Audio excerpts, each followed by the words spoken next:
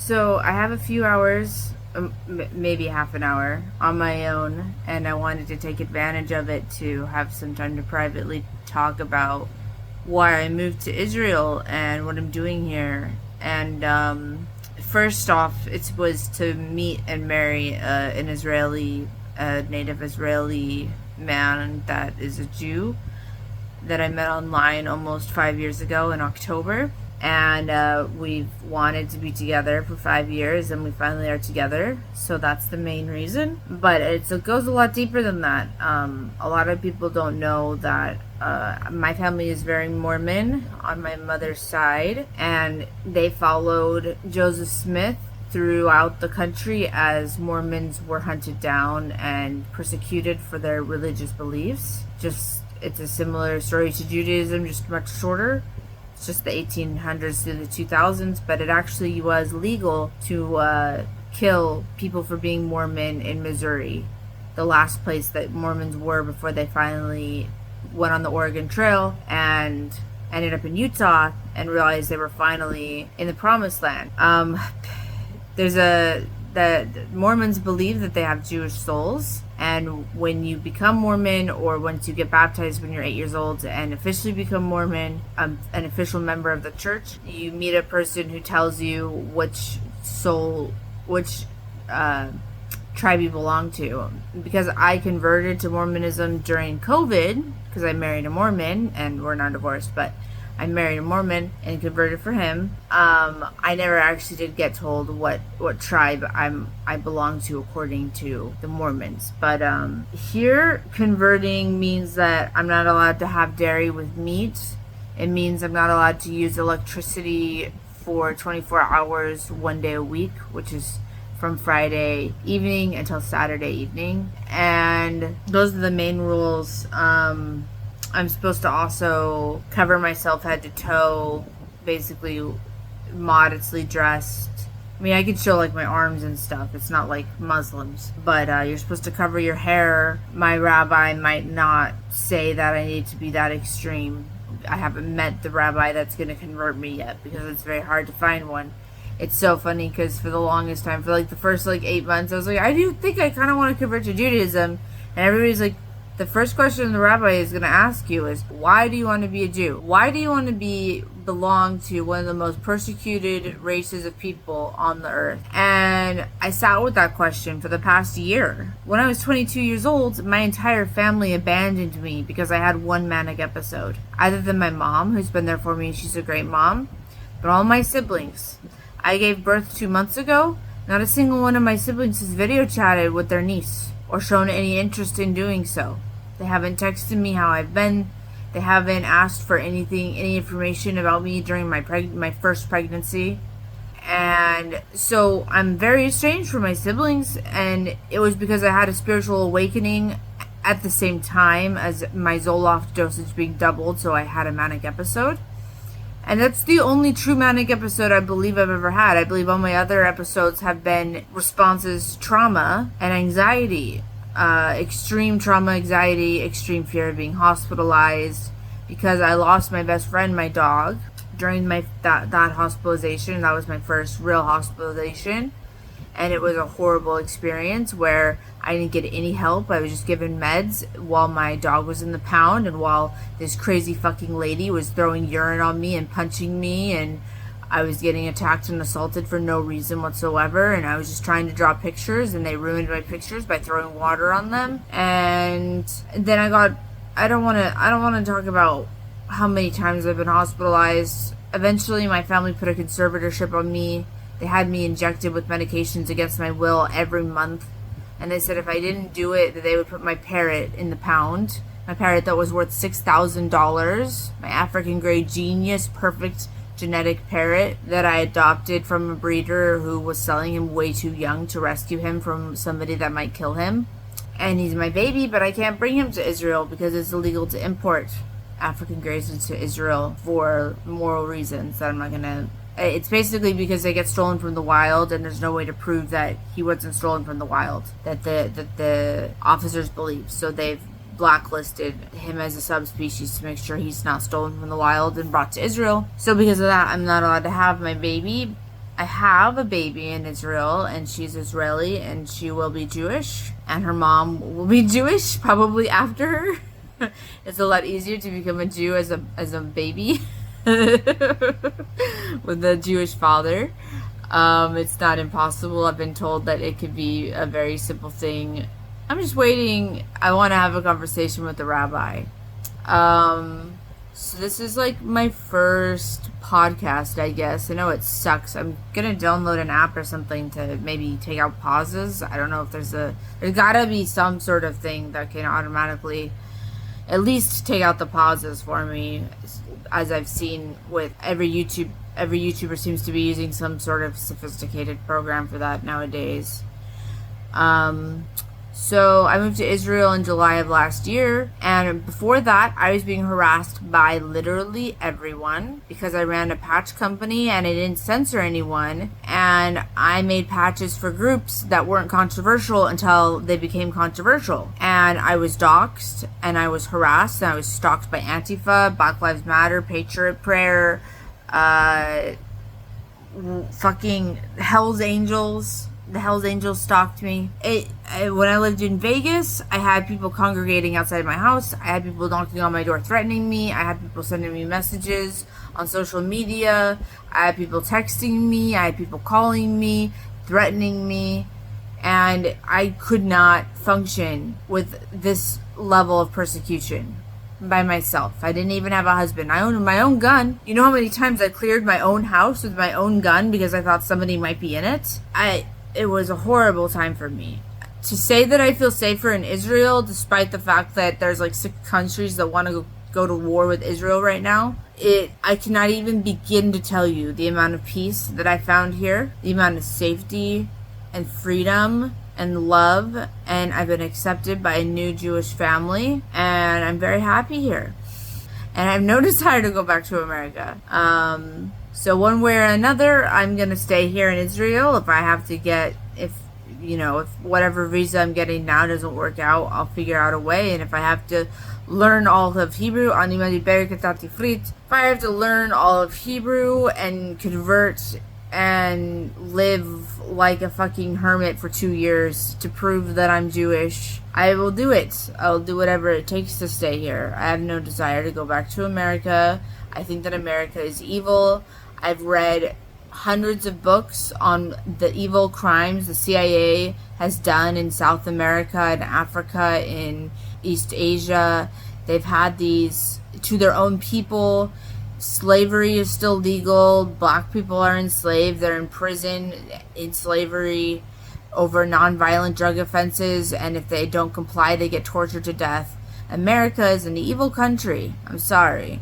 That's the truth. And Israel is not fucking evil. I remember talking, like, okay, what's the average in America? You have a child get kidnapped, raped, and murdered by a stranger, like what, once every 24 hours throughout the entire country? And in a state, how often does it happen? Once every week or two? In Israel, it's been like 20 years. There's like one child that went missing 1 year ago that wasn't their own family kidnapping them. And before that, it was like 20 years of that not happening.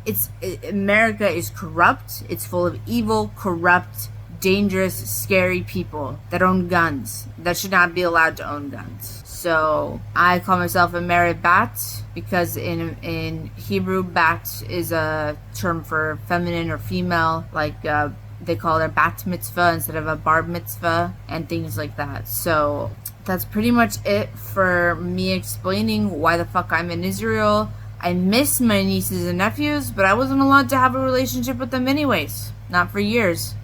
And when my brother that I was closest to's wife had their first child, I asked to come see. I asked to come visit.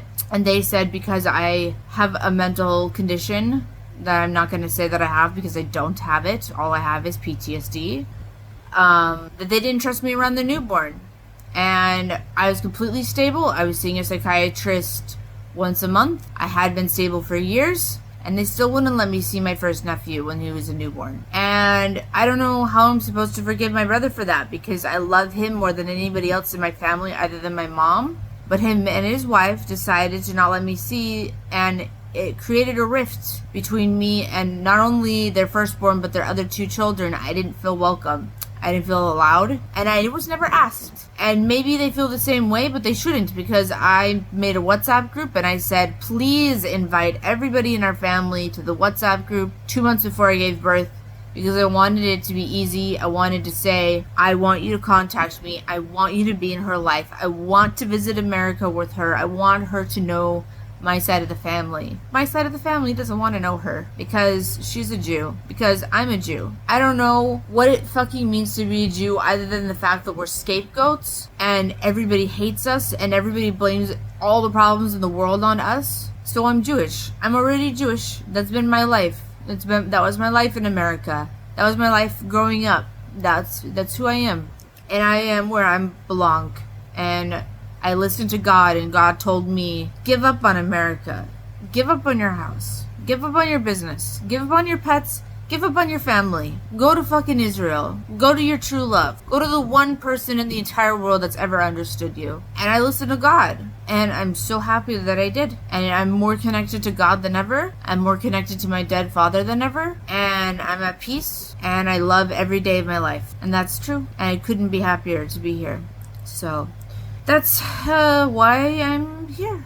And I already consider myself Jewish. I will have to prove that to the rabbi at one way or another, and I'll have to go through a lot.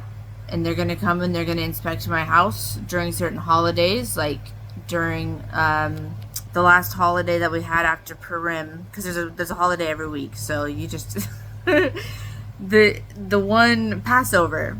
So they'll come and inspect my house for risen bread.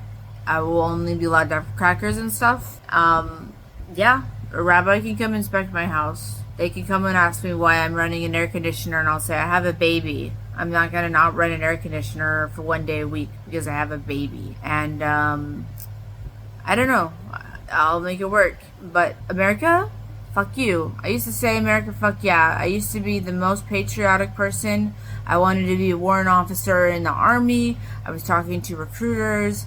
I believed in America until I found out the truth. Until I read about and saw videos about the burn pits in Afghanistan and Iraq and Kuwait, designed to give everybody in the area super cancer. America, sorry, fuck you. You're a fucking evil country. It's not your leaders, it's your people. Your fucking people are evil, okay? Like 70% of you. Fuck you. That's all I have to say. Have a good night. And to touch on the more controversial subjects, what's going on in Gaza is there's a group of terrorists known as Hamas that are just as evil as ISIS, if not worse. And I say that knowing all of the crimes ISIS ever committed, because I deeply researched them for years and I saw every single ISIS video there was. I know Hamas is just as evil. I know Hamas is torturing Palestinians. I know that the wars between Hamas and Palestine, and Israel is helping Palestine.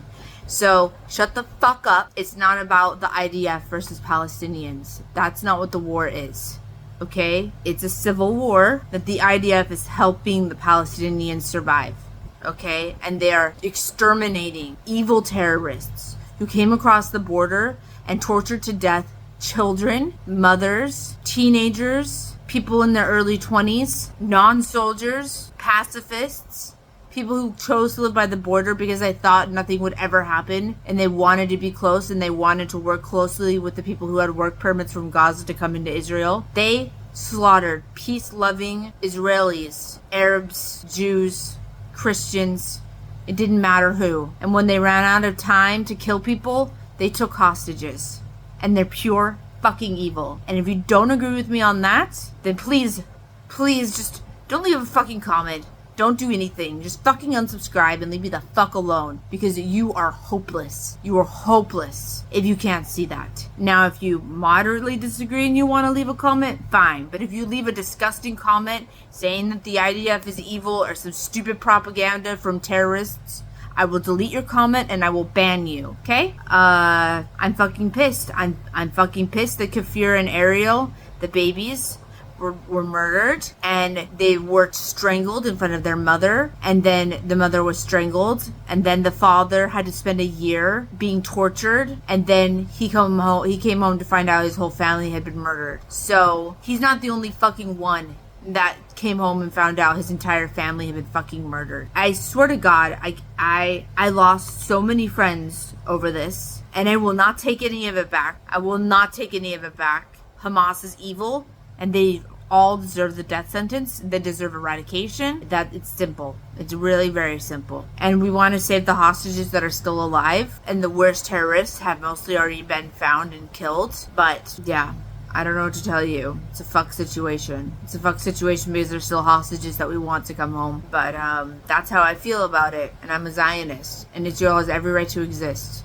Muslims have 15 million square miles of land. Jews have 8,500 square miles of land. I don't think that Muslims need any more land. And I don't think that this war has anything to do with the land. Okay? To not be offensive towards any Jews, I do want to read the Torah, and I do believe Moses was a prophet. So there's more reasons why I believe that in Judaism than the fact that I've been persecuted and the fact that Jews have been persecuted, and we have this in common. And I can't wait to explore the Old Testament because I've explored the New Testament, I've explored the Book of Mormon, but I haven't really explored the Old Testament to the degree that I want to, and I see this as an opportunity and motivation to finally do that. So, but I'm ready to live as a Jew. I know all the rules, I know all the laws. I'm ready to talk to a rabbi. I'm ready to commit the next year or two, or however long it takes, to doing everything I'm supposed to do to fully comprehend and understand the sacrifices Jews made to be Jewish and to become a real Jew, and to understand every religion and to understand every prayer and every song. And that's important to me. I sing every Friday night dinner. I can't do it without hearing my Saba, but it plays in my head on repeat all the time, the songs we play at Friday night dinners. So it's not just about persecution, it's not just about safety, it's very spiritual for me.